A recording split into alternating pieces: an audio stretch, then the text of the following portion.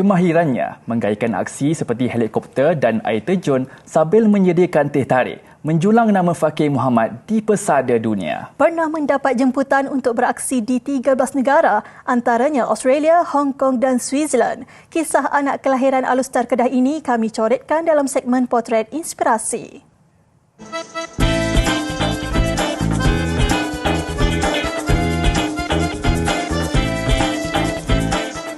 Tidak pernah terlintas di fikirannya bahawa minuman kegemaran rakyat Malaysia itu membuka rezeki yang mencurah. Gagal beberapa kali dalam pertandingan teh tarik mendorong Fakir untuk terus berusaha dengan semangat baru. Pada 2003, dia berjaya meraih naib juara peringkat kebangsaan dan sejak itu dirinya terus mencipta fenomena dalam dunia seni teh tarik.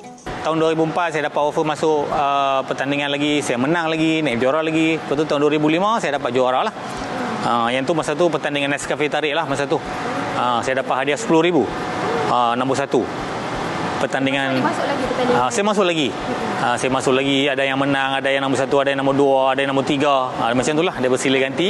Ujarnya kecenderungan melakukan aksi sambil menyediakan teh tarik disebabkan minatnya dalam seni tari. Justeru dia terus bertekad untuk menggabungkan tarian sambil menarik minuman dalam setiap persembahannya. Saya tak maulah nak lebih-lebih kata excited ataupun ekstrim sangat buat show ekstrim pun tak boleh sebab ini minuman. Jadi kita nak jaga image sebagai satu minuman yang ada brand atau ikonik negara kita.